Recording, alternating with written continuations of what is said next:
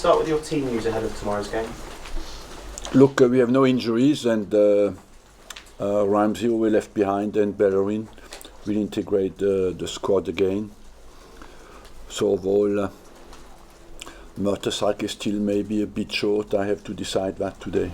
And with Mertesacker, that's just an illness, is it? Yes, it was an illness, yes. And just finally from me, it's Chelsea on Saturday, of course. What sort of pattern are you expecting the game to follow?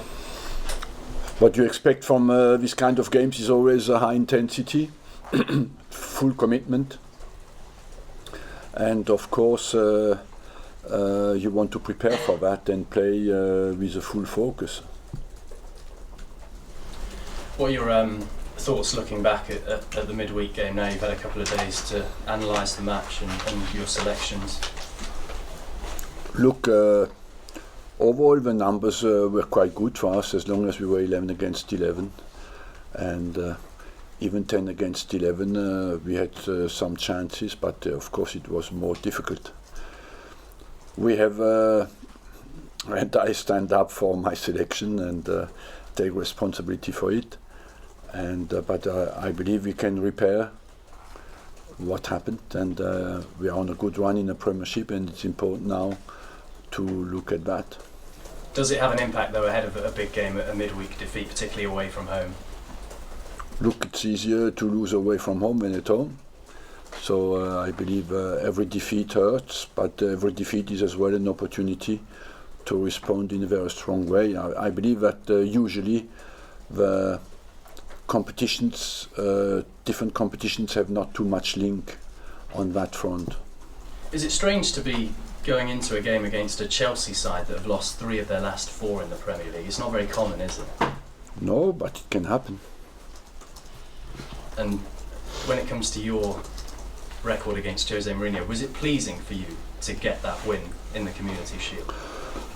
Look, for me especially, what is important is that Arsenal wins the games, and that it can sometimes be a block, a mental block for the players or a team when they do not manage to win a team. So on that front it was good to win, yes, of course. Just one more on the Champions League, coefficient points. Italy are kind of closing in now on England. How damaging could it be for the Premier League if only 3 teams got into the Champions League instead of 4, which is a possibility?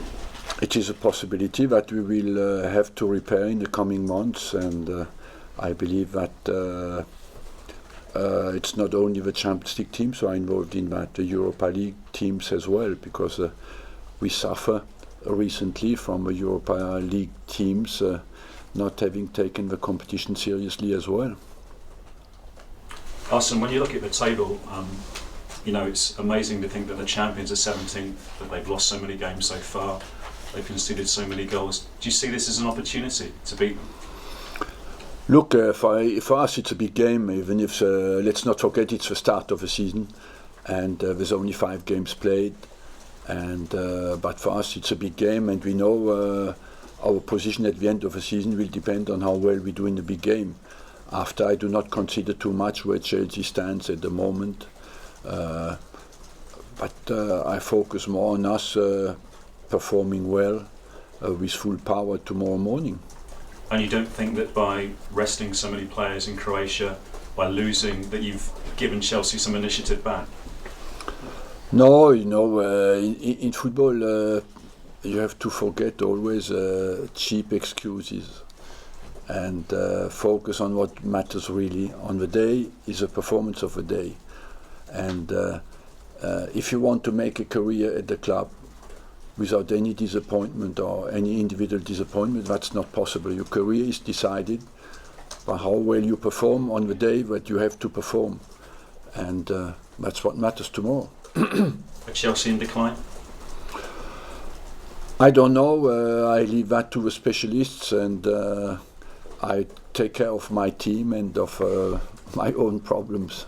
You've come back early in the morning from Croatia. They've had a bit more of a rest. You've got this lunchtime start. Does that give them a bit of an extra edge?